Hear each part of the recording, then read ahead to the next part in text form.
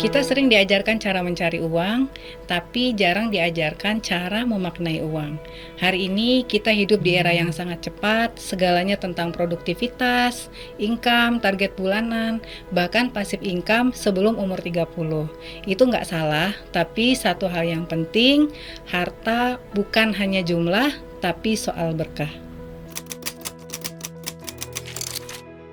Syariah mengajarkan kita bahwa finansial bukan cuma soal untung dan rugi, tapi juga soal halal atau haram, adil atau tidak, membawa maslahat atau justru mudarat. Cerdas finansial dalam Islam bukan cuma ngerti investasi atau menghindari riba, tapi juga paham konsep zakat, infak, sedekah, tahu pentingnya kejujuran dalam bisnis, dan paham bahwa setiap rupiah yang kita punya akan dimintai pertanggungjawaban.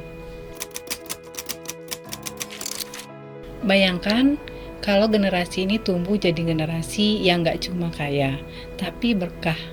Yang bukan cuma pintar cari uang, tapi tahu cara mengelolanya sesuai syariah.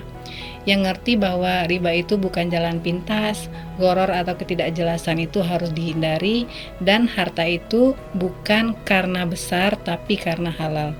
Karena di dalam Islam, keberkahan lebih penting daripada sekedar keuntungan.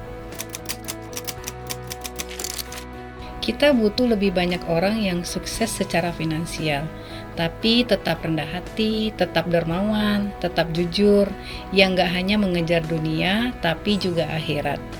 Yang ngerti bahwa bisnis syariah itu bukan sekedar label, tapi tentang prinsip transparansi, keadilan, dan tanggung jawab sosial.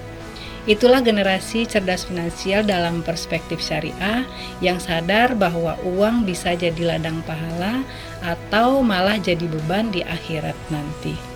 Jadilah bagian dari generasi yang bukan hanya tahu cara menghasilkan uang, tapi juga tahu cara mensucikannya.